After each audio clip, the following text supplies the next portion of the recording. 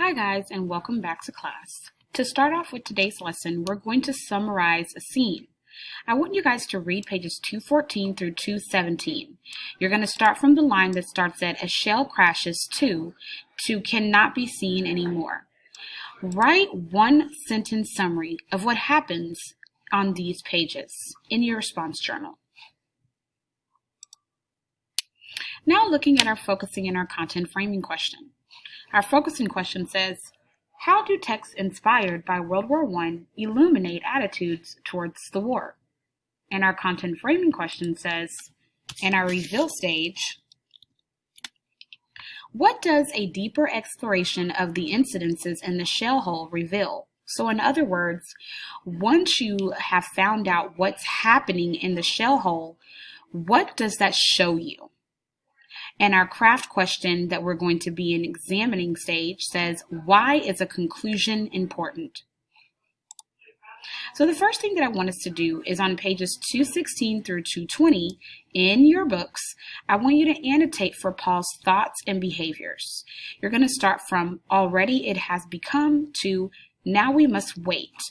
You're going to annotate for the most important examples of Paul's thoughts and his behaviors. So when does Paul think something and his opinion of something comes out? Or when does he act a certain way based on a situation that he's been placed in? You will annotate for these moments within the pages of 216 through 220. Then I want you to answer these questions. How would you characterize Paul's thoughts and actions in this scene? What similarities and differences can you identify between Paul's experiences in chapter 7 and his experience in the shell hole? So in other words, how was Paul's experience in chapter 7 different or similar to his experience in the shell hole? Then I want you to reread the first 3 pages on page 212, from "There I Hear Sounds" to "Will Stand By Me." How would you summarize Paul's attitude towards his comrades? In other words, how does he feel about his friends or his other soldier companions based on what happens on page 212? Then read page 220 and read the paragraph that begins with, "I took for the knife." Write a paragraph in response to this question. How is the repetition of the word comrade and camarade in this passage pivotal or important in developing the novel's attitude towards the war and how it has affected the soldiers? Make sure that you pay attention to the attitudes and that are developing in this passage. It's extremely important to pay attention to that in this chapter about how does Paul feel and what does he think about his current circumstances. So now let's talk about themes. Themes are the analysis that you should be completing, and it's going to demonstrate and examine an attitude about a topic that is different from examining the topic itself. So for example, World War I is a topic in this focusing question sequence. But I want you guys to deepen your thinking by developing your analysis of attitudes in order to develop a theme. So a theme is not a specific term of plot or character. Rather, a theme is a bigger idea or statement that is shown some aspect of the world or the human condition. So an example of a theme would be love and honor. And if we think about that, love and honor is very pivotal in the books that we have been reading even now. But in the book Hornblower, which I know that you guys have not read, love and honor are pivotal or important themes. So the texts that we have read have revealed how World War I affects several different populations. The text that we have read shows us how it affected men who enlisted in the war and went to the front, soldiers, even civilians, which are people that were back home, how that may have affected them. Because if you think about it, if you're married to someone who goes off to the war, that would affect your family. Remember, there was a moment in the text where one of the characters stated that he was a farmer, but that he was realizing that his crops were dying because he was in the army and his wife was home and she really couldn't tend to the farm the way he could. Or it affected society. Remember, they were losing a lot of money because they were needing a lot of ammunition and materials in order to fund the war. And then let's think about how the war could have affected future generations. Think about if your dad left to go to the army when you were 2, and then maybe he died and you didn't have that moment or that love from him. Or maybe when he got back, he wasn't the same because he had developed PTSD. Or maybe he couldn't run and play ball with you because he had gotten his leg amputated. So we know that the war can affect many different people. And I want you guys to understand that all the texts reveal a similar attitude towards the war.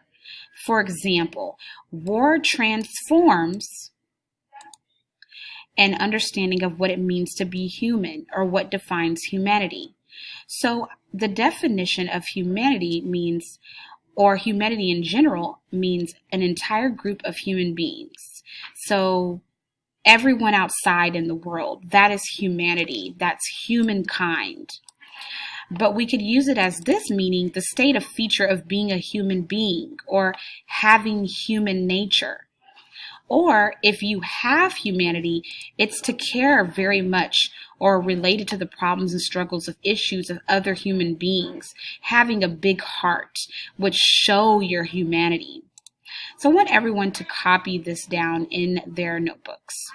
Now, World War I is unprecedented number of casualties affected the future of humanity. This is the first definition. So this one says an entire group of human beings or humankind. If I wanted to use this definition in a sentence, I could say something like, World War I was unprecedented number of casualties affected the future of humankind or humanity. If I wanted to use this one in a definition, the state or feature of being a human being, I could say soldiers' horrific experiences on the front affected their humanity or quality of being a human, and it made them act like animals and wild beasts. So now I want you to take this third definition and I want you to create a sentence using it and describing an incident in the shell hole. Remembering that in that definition, humanity means big-heartedness.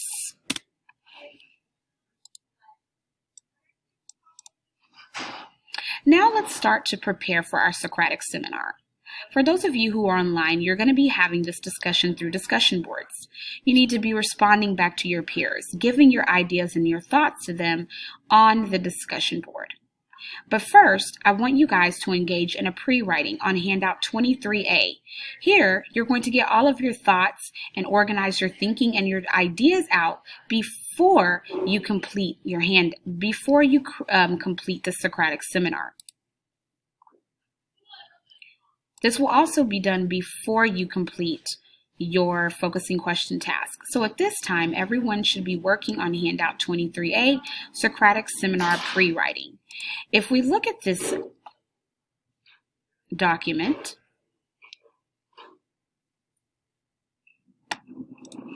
it says choose 2 or more of the following questions to respond to in your response journal and use your notes to formulate your responses. So here's some questions here that's going to ask you, and this is going to help you be able to participate in the Socratic seminar so that you know what to say. Now looking at our craft question, it says examine. Why is a conclusion important? Well, first I want us to ask ourselves, what do you already know about a conclusion? What's its purpose? Why do people use conclusions in their writing? So remember that an informative text or an essay can present an excellent textual details on an important topic. but it still needs to explain the importance or the relevance or why it's important to its audience. This is what usually we do in a conclusion. In a conclusion, you're answering the question, so what? Based off of everything that you've said about your topic.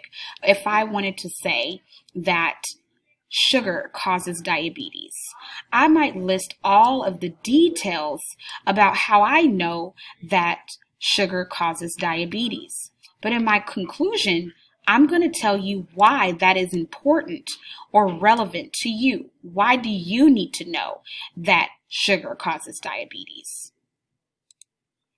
Think about this question as in regards to our focusing question task and our end of module task, where you will have to write a conclusion answering the so what question.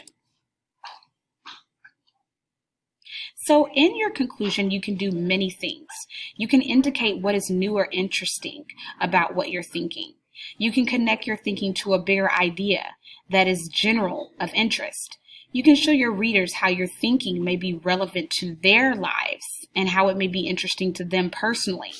Or you can point out the larger implications of your thinking. So let's take a look at informational text that we've already read. If you look at handout 12A, Fighting from the Trenches by Catherine B. Horst, or you can look at handout 1B, The Priest President Goes to War, or even 1A. Look at the conclusion. How does the conclusion of that article address the so what question? Let's talk about how it would be different if there were no conclusions in these articles. What would we be missing if there were no conclusion in those articles? These articles are going to be coming from your notebook. To end this lesson, in our content framing question, what does a deeper exploration of the incident in the shell hole reveal? And jot down the response question of, what's the most important thing the incident in the shell hole revealed about the relationship between war and humanity? For homework, I want you to review and organize your notes and prepare for our Socratic seminar tomorrow. Now on to our vocabulary deep dive. Now we are in our experiment stage, and I want us to be looking at active and passive verbs. I want you to write 2 sentences in the active verb voice using the subjects that are here, and then a verb from here. So choose one sentence to write in the passive verb voice. If you do not know what a passive verb voice is, you can refer to the video that I've placed into Schoology, or you can look up what a passive verb is. So here are some examples of sentences. These are all passive verb sentences. These are all active verb sentences. I want you to write them in the passive verb. The enemy trenches were shot. It's showing that there is an action here. Paul's outlook on life is destroyed by war. The enemy soldiers are slashes at by Paul. Several countries are crossed by the trenches. How can we switch these sentences to passive? Practice that in the discussion board. Now I want you to reread the third full paragraph on page 221 of your novel, All Quiet on the Western Front. I want you to rewrite that paragraph in the passive verb voice and share out in the discussion board. Now let's look at direct objects. A direct object follows an action or a transitive verb and receives the action of the verb. So for example, in order to find a direct object, you should form the following question to yourself. So if you're reading a sentence, you should find the subject and the verb and ask yourself, who or what? So for example, Tanya kicked the ball to Macy. Tanya kicked who or what? She kicked the ball. So the ball is the direct object. So now I want you guys to look at part 2 of handout 23B and write it in its opposite verb voice. That means that first you have to identify whether it's passive or active and then write it in the other form. Remember that not all sentences can be written in the passive voice. Without a direct object or a noun to receive the action of the verb, there is no word available to become the subject of the passive verb sentence. For example, I could almost weep for something to eat. In this sentence, for something to eat is a prepositional phrase. There is no direct object receiving the verb weep. The verb weep is here. Who weeps? We don't know. So here, we cannot have a passive verb or a passive voice sentence. We would have to add a word in order to make that happen. So for example, tears for something to eat were wept by me. Who wept? Me. All right, that's going to end today's lesson. Again, if you guys have any questions or need help, I'm always in office hours between 11:22 and 12:06. Thanks. Bye.